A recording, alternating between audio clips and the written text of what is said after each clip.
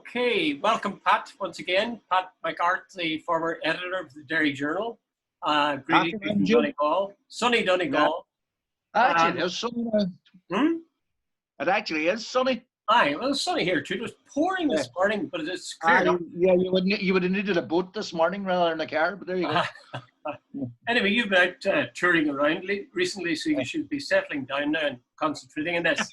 Okay, we're going to talk about two things, and the first person we're going to talk about is Newton Emerson and a column he had in the Irish Times, which I've forgotten what the exact heading was, but it certainly used the word house trained with regard to Sinn Féin. That they Somewhere still along need to be house trained, I think. Sinn Féin still needs to be house trained. I think that was the heading. There you go.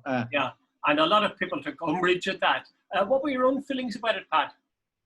Jude, I'll start with this. I met a woman, a grandmother, this morning, who told me the reason it came into my head. She says she was joining Sinn Féin because of that particular heading.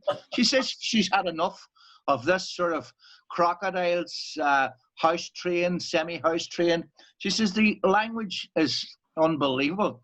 And the fact she said to me that, and I'm using her as an example because she said it's almost like you can say anything about Republicans.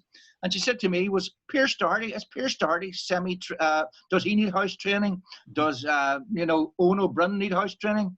Does and any of those people who are in the Dáil and in the South?" She says they're actually some of the most effective politicians in the country right now. And when you look at people like Michelle O'Neill and Mary Lou McDonald, it's denigrating to suggest that someone else needs house training. I mean, you consider the fact that I keep making the same point.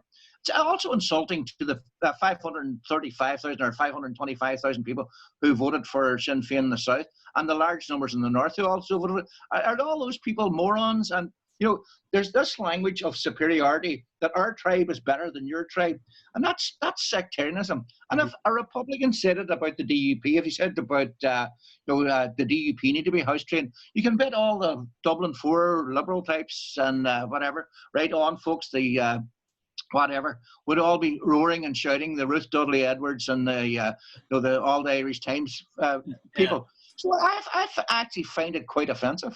Well, I, to be honest with you, I don't find it that offensive.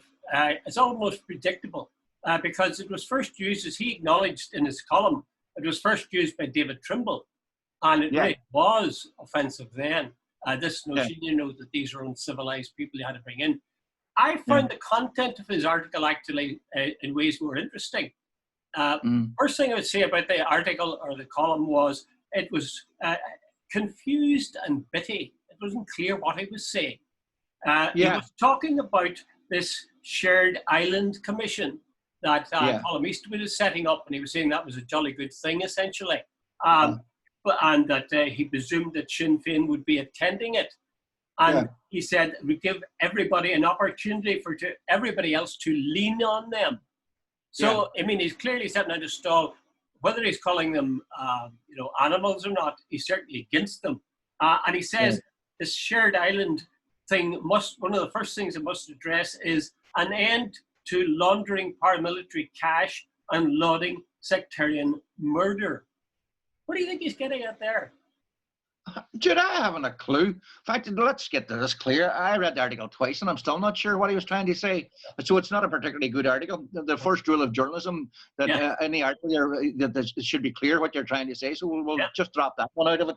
But I don't recall anywhere Sinn Féin lauding sectarian murders. That used to be the preserve of the loyalists' murder against.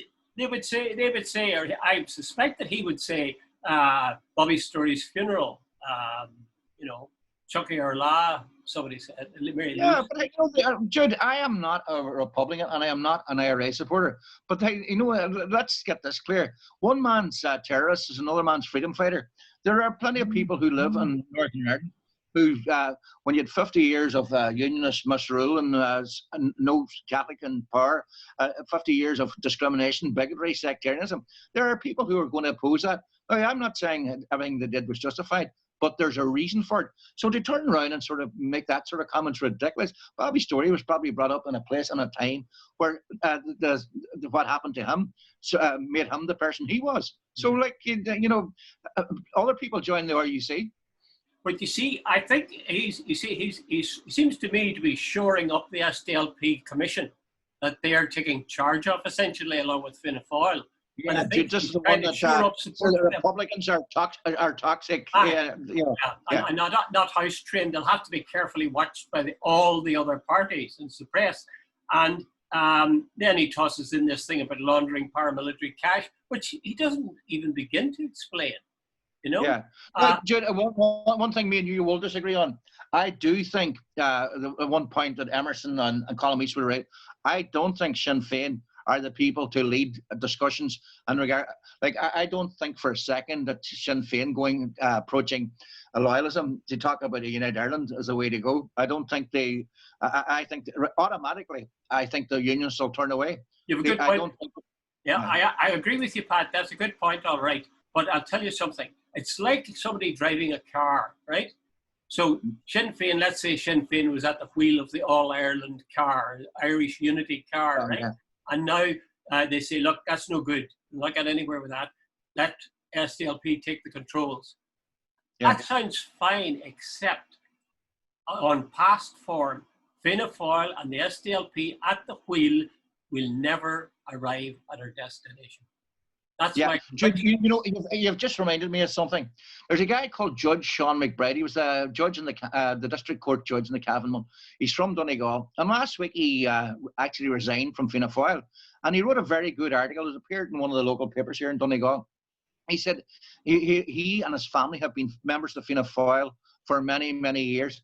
And he says he resigned on the basis, he says it's no longer a Republican party. And he says he also took grave exception, he says, to the last election. He said the leadership spent more time bashing Sinn Féin. And he says, in his opinion, it was counterproductive.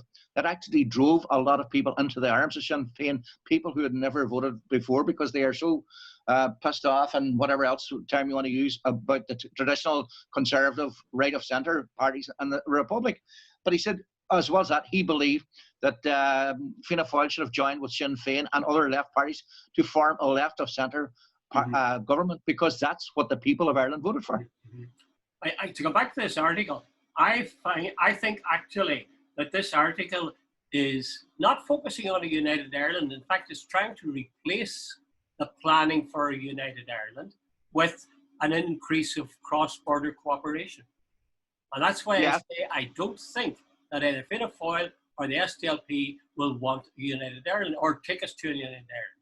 They'll say, well, look, we have to build fences and we have to, increase cooperation and so on with unionists. But I mean, that could go on forever. That's not planning for a united Ireland.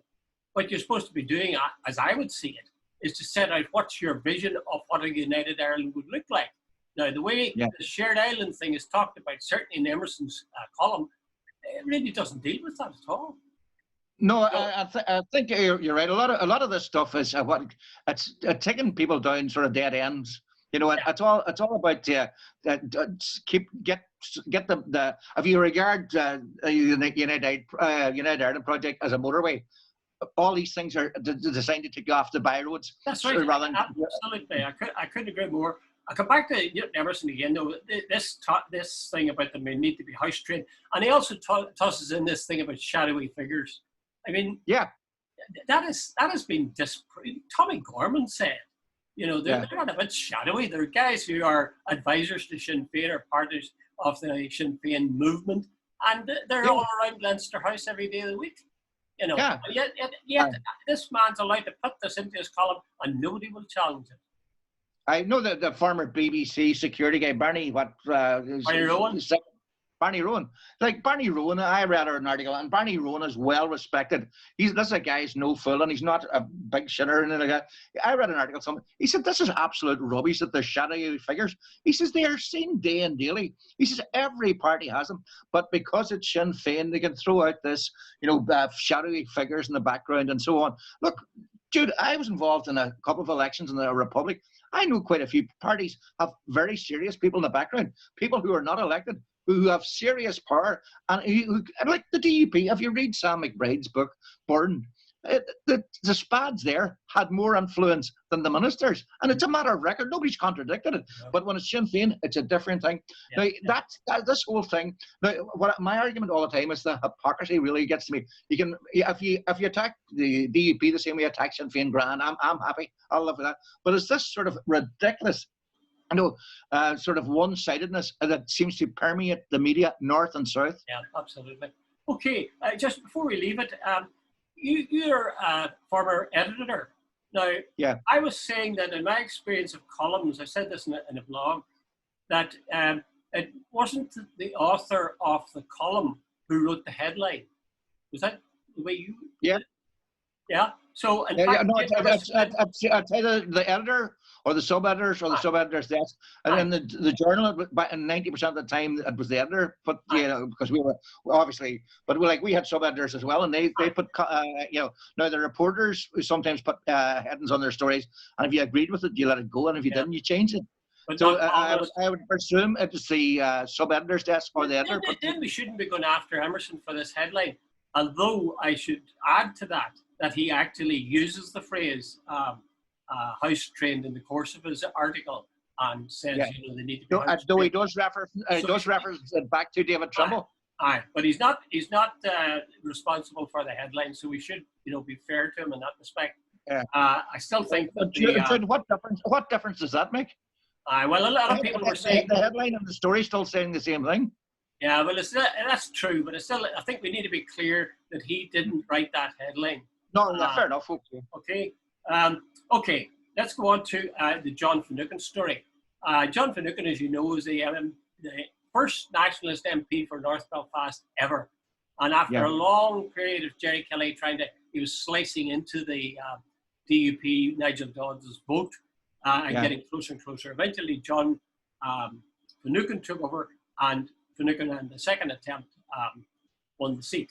Now, some of his constituents living in the Woodville area, which is a unionist area, were complaining about the terrible situation with the fly tipping and this toxic stuff that was creating flies and rats everywhere, and some people wouldn't even leave their homes, and they were demonstrating about it. And as I understand it, I hope I've got this right, Finucane was invited to come to join that protest, or invited to come up and talk to some of the residents. Yeah. He went up there, and no sooner was he up with a friend or a colleague of his than Winston Irvine said, Winston Irvine said quietly to him, you'd be well to get out of here. You're not really welcome. And I think John Finucane was convinced that he wasn't welcome, and he left. So what do you make of that? Do you say, well, people shouldn't go into places that they're not welcome, just as with the Orange Order shouldn't march in places that they're not wanted? Maybe John Finucane shouldn't be going to parts of his constituency where he's not wanted. Jude, with respect, there's a massive difference in what you're after saying. One was democratically elected. The other is not. One, like if I stand for an election, and I don't think any unelected loyalist is entitled to walk up to somebody and say, "Hey, get out of here." Now, can you imagine the other way around? If Gregory Campbell was walking in the streets somewhere in Derry, and somebody come up and say, "You're not welcome here." Everybody is entitled to, as an MP, if there's a matter of public interest, then you represent those people. That somebody should be no, I don't know whether, I better be careful in the sense, I don't know whether Irvine sort of suggested to him for his own good to get out, or he was threatening him. I think that was the line, I heard him on the radio, and that was the line he was taking, that he was essentially making this for John Finucane's own sake, really, so there wouldn't be a conflict or a confrontation. Yeah, but Jude, someone, I think that we're going down a very dangerous path there. If the next time in a unionist constituency where there's a nationalist area and the MP for the area walks in and somebody walks in, you get the hell out of here. Like, would that be acceptable? But by the way, can you imagine the furore would be if it had been the other way around? That a unionist MP had gone down, say, somewhere in West Belfast and was intimidated out of it. You can imagine the thugs and Republican dissidents and all this sort of stuff and so on. But here, it's sort of underplayed. Did it even make the news? I think it made a few columns in the papers, but Oh, because no, it wasn't. It was very little coverage, I thought. yeah, But actually, in ways, I saw in the newspaper today, in the Irish Times online, where some guy was shot down about Ballyfermot or somewhere in Dublin, and yeah. they said it was all the marks of a gangland killing.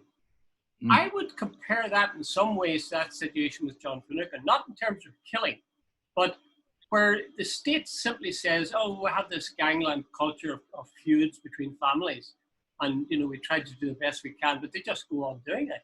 So the state is essentially washing its hands and saying, well, that's life, you just have this kind of thing. It's bad, we have it, but there it is. These guys got hurt, using submachine guns in each other in midday. Same thing I would say with regard to John Finucane. Either you say an elected representative has the welfare of all his constituents at heart, and he should be allowed to visit any part of his constituency that he wants, or else you say we're giving over the control of that to unelected people, as you said. Yeah, I'm not sure I get your analogy. I saw the thing about a guy there quite recently. He was running around the state in Dublin with a machine gun, and apparently he also had a hand grenade. That's right. Now, but I'm not sure. There is an analogy. In both cases, something lawless is happening. In the south, these guys are killing each other, and up here we have this guy saying, or some people up there saying, no, you can't come in here, and we'll attack you if you do. I mean, an MP for the area. Yeah. Oh no, the fact that an MP. Now, I don't know how it's been played since, because I haven't really seen it. Now, I saw the article, the item on, I think it was UTV last week, about, I can't remember the name of the estate, where apparently they had dumped illegal waste into an industrial estate, and the rats and the flies. And there was a woman on, and she said the rats were running everywhere, including, they even seen them in their own houses. Now, Jude, that is pretty serious. So if you're the democratically elected MP and people say, look, this is a matter, this is public, this is a public issue, a matter of public concern, and you're invited up, and then you're sort of either A, intimidated, or B, sort of advised. I'm not quite sure, so I have to be careful. I'm not sure. Where are we going with that? Well, there's two views on it, and I listened to them. They discussed it on Talkback, I think. And one view was the view I've expressed, I think you're expressing, that shouldn't be allowed to happen, full stop. And it just shouldn't happen. And as things are, it will happen, because nobody's done anything about it. I don't know that the PSNI have done anything about it. But I think it's Deirdre, is it Deirdre Harvey you call the woman who's the academic up in McGee? No, Deirdre Heenan. Heenan. Yeah, Deirdre Heenan. Yeah. She was on, and she said, well, yes, of course, we shouldn't have this kind of thing, but we have to deal with the facts that kind of thing happens. Now, I would disassociate myself entirely with that, because that's to say, well, there's lawlessness, well, there's nothing we can do about it. And there's something with that in the south as well with regard to all that gangland killing. It's to be expected. What rubbish. Yeah. What rubbish. Yeah. To have a police. We pay good money to the PSNI to, exercise control on lawless people. And the same thing in the south. The Gardaí are paid, the commissioner is paid plenty in the south to head up a force of men and women who are going to see that the law is kept. But they're not doing it. Yeah, I know it's not up for discussion today, but when you just said someone there, it struck. No, that we know a Donohoe thing. You sort of go, like, a wee fella goes missing, and it's just, and there's a massive number of issues and things surrounding it, and it's almost as if it's downplayed. And there's, you sort of say, how did this happen? A wee fella goes missing, and the case closed. I think, well, I thought of it by talking about this, but since you raised it, I'll certainly be glad to talk about it. I think it is absolutely scandalous the way it has been covered in the media here. We got the facts of it, or some of the facts, and then there was a silence. Now, can you imagine under any circumstances where Stephen Nolan or William Crawley wouldn't cover something like that? Because there is massive interest. There was a guy who did a guest blog for me. He got 70,000 viewers. reading his log on Noah Donohoe. Yeah. So there's clearly massive public interest in this. So what is going on? Why isn't somebody following up? I think the argument for some people is that the family of Noah Donohoe's gone through terrible, hard time, and everybody would accept that, I think. But I don't know that as a result, everybody should shut up about what happened there or what should now be done. But Jude, it's not up to the family. The family should be allowed to grieve in whatever way, and the hurt and the anguish and the pain and all the rest of it. But the authorities should still do their job. I think, well, maybe they're doing their job, but a lot of people are asking. Well, they're doing it very quietly, Jude. They're doing it very quietly. Yeah, they are. And the other thing is, again, you can probably correct me on this, but the inquest is going to be in January. Yeah. Is that usual? Yeah, well, usually what happens in inquests, they give the police time to check out all the facts, and if there's if it looks like it's just no criminality involved, they hold an inquest. Was the normal way. Okay. So the fact that you're going to hold an inquest suggests that there was no. Yeah, no. An inquest only determines the cause of death. If an inquest can find, died by asphyxiation or died whatever, it's basically only to establish the cause of death. The criminality or the prosecution can work around that. Pat, the police have already said that he died by drowning. Yeah, well, but they haven't explained how. You're ahead of me, because that was the next question. How did he drown? And how did he get into this sewer? Or whatever. Yeah, like Jude, there's so many questions there. What do you think should be done, Pat? What do you think? I think that feeling that you've said there is shared by any number of people. What do you think should be done now? I think some of our politicians, north or south, should be raising this as a matter of urgency. What is going on here? Why has it gone dead? Why is should the police be issuing statements saying we're following a line of inquiry? There's something that we're not happy with, or as the case closed and all of investigations are closed, there should be some. As you said, Jude, 70,000 people coming onto your website or to view this shows the level of concern out there about this case. And why has that been downplayed? Yeah. I don't know. I don't know the answer to that. Well, I do know that. I think I know the answer to that, but I'm not going to say it. Yeah. That's the truth. I think you might. That's the truth. And it's a sad and sorry state of affairs that is the truth. And that is, again, we're back to this thing. Lawlessness, perhaps lawlessness, and certainly something bad has happened to this child when he died. And it's just accepted as part of life somehow. Yeah. That's wrong. That's wrong. Absolutely. And I'm feeling I almost feel sad today. I usually make a good laugh. But some of the cases, the John Finucane case we've talked about, the Newton Emerson case we've talked about, and the Noah Donohoe, all three involve really a disrespect for human beings and for what happens to them. Yeah. You sometimes, what's the old French saying? The more things change, the more they remain the same. Well, they remain the same, I think, if people accept it. I think pressure should be put on. I think questions should be asked as to why hasn't there been a discussion of that by the media? Because we had a very brief amount of information, short amount of information, and then that was it. So I'd like to know why isn't Talkback, why isn't Nolan covering this issue, which is obviously a huge interest. Okay, Pat, that's the end of our moment today. Okay, thanks again. All the best. All the best, man. Good luck.